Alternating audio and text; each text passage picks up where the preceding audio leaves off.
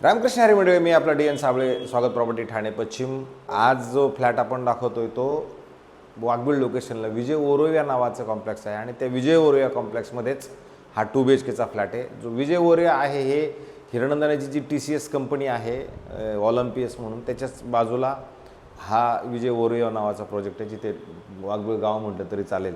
आणि तसं घरातनं जर बघितलं तर तुम्हाला जे समोर घोडबंदर रोड जो पट्टा आहे तोही खरं दिसतोय घरातनं, नाही असं नक्कीच नाही। जिथनं न्यू ऑरिजिन शाळा तुम्हाला जवळ असणारी, ट्रॉपिकल लगून जवळ असणार आहे, माधव पलासिया जवळ असणार आहे। आणि अशाच ह्या लोकेशनला हे विजय ओरोव या नावाचं खरं कॉम्प्लेक्स तयार झालेलं आहे। 1 2 3 4 5 जवळजवळ टावर तयार आहेत। ही जी बिल्डिंग बघितली ते ग्राउंड प्लस 27 माळ्याची बिल्डिंग, ह्याच्यात आपल्याला फ्लॅटला एक पोडियमची कार पार्किंग पण मिळणार आहे। जे मंडळी वाघबीळ लोकेशनला घर बघते, मला असं वाटतं त्यांच्यासाठी एक ऑप्शन इथे आहे। पहिला इथं पाण्याचा प्रॉब्लेम होता, आता पाण्याचा प्रॉब्लेम इथे नाही आहे।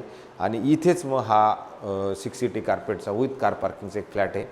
जर बाहेर जायचा विचार जर केला तर बाहेरला जास्त ईस्ट जाते आणि थोडंसं साऊथ ह्या साईडला, ह्या कोपऱ्यात जर बघितलं थोडं साऊथ जाणार आहे, पण तसं बघितलं तर साऊथ ईस्ट असा आहे आणि वेस्ट म्हणजे हवा येते घरामध्ये। आणि इकडनं अशा पद्धतीचा हा फ्लॅट 2 BHKचा असणार आहे।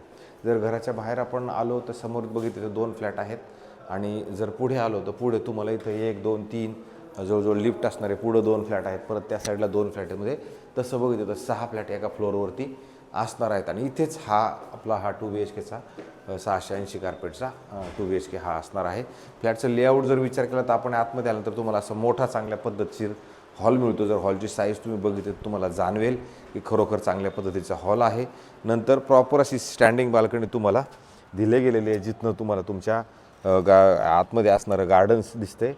स्विमिंग पूल वगैरे तयार नाही आहे, पण जिम गार्डन आत्ता तयार आहे। स्विमिंग पूल तयार होण्यासाठी वेळ लागणार आहे, त्या पद्धतीचं खरं हे कॉम्प्लेक्स असणार आहे। खरं घर पण चांगलं आहे। बिल्डिंग जर बघितली तर साधारणतः 0 ते 5 वर्ष जुनी बिल्डिंग असणार आहे।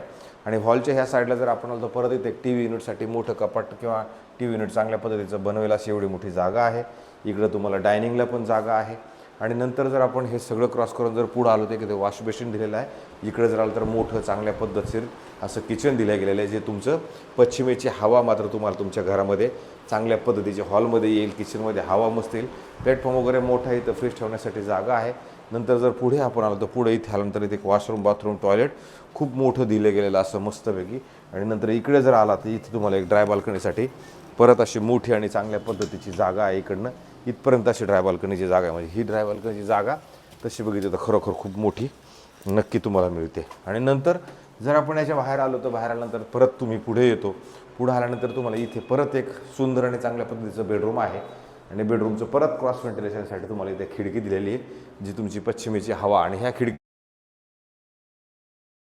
गाव आहे किंवा हे जे तुम्हाला ही ग्रीनरी असा पॅच आहे, हा ग्रीनरीचा पॅच बाकी तुम्हाला तुमच्या घरामधनं सुव्यवस्थित आणि चांगल्या पद्धतीचा नक्की दिसतो। लोअर फ्लोअरला फ्लॅट, हायर फ्लोअरला फ्लॅट नक्कीच नाही आहे। आणि इथे परत तुम्हाला कपाट बनवण्यासाठी एक मस्त आणि चांगल्या पद्धतीची जागा पण दिली गेलेली असणार आहे। ज्या मंडळींचं थोडं बजेट ॲडजस्टेबल आहे आणि चांगल्या पद्धतीचं घर हवं आहे, मला असं वाटतं त्यांच्यासाठी हा एक पर्याय चांगला असू शकतो।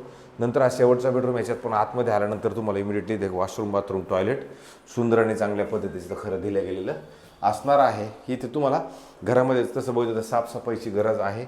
आणि समजा तुम्हाला कपाटं वगैरे ते सगळं काय बनवायचं असेल तर त्याच्यासाठी पण पैशांची गरज लागणार आहे। इथे आला तर इथे परत मोठं कपाट होईल अशी एवढी मोठी जागा तुम्हाला इथे नक्की मिळते। आणि नंतर तुमचं बेडरूम सेट होईल अशी एवढं मोठं बेडरूम तुमचं एका साईडला मस्त आणि चांगल्या पद्धतीचं सेट होईल।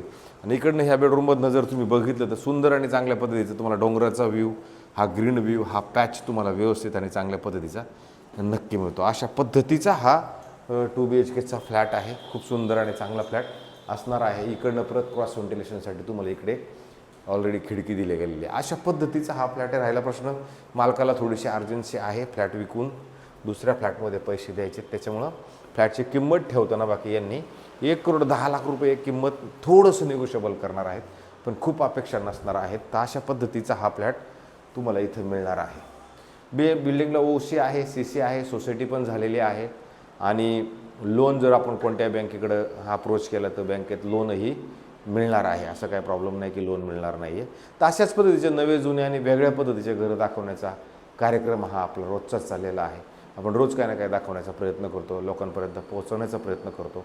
पण एक त्यांच्याकडनं माझी पण एक माफक अपेक्षा सगळ्यांकडनं आहे की बाबा मला जास्तीत जास्त ते सबस्क्रायबरचं बटन दाबा, जेणेकरून मला असं वाटेल की माझं काम खरोखर चांगलं आहे, लोकांना ते काम पटते, त्याच्यामुळे लोक मला सबस्क्रायबर्स करतात, त्याच्यामुळे लोक माझे जास्तीत जास्त घरं बघतायत. तर एवढी तर मी अपेक्षा तुमच्याकडनं नक्कीच केली पाहिजे आणि करतोय. तीच तुम्ही माझी अपेक्षा पूर्ण करा, हीच तुम्हाला सगळ्यांना हात जोडून नम्र विनंती करतो आणि तुर्तास थांबतो. मंडळी, रामकृष्ण हरी.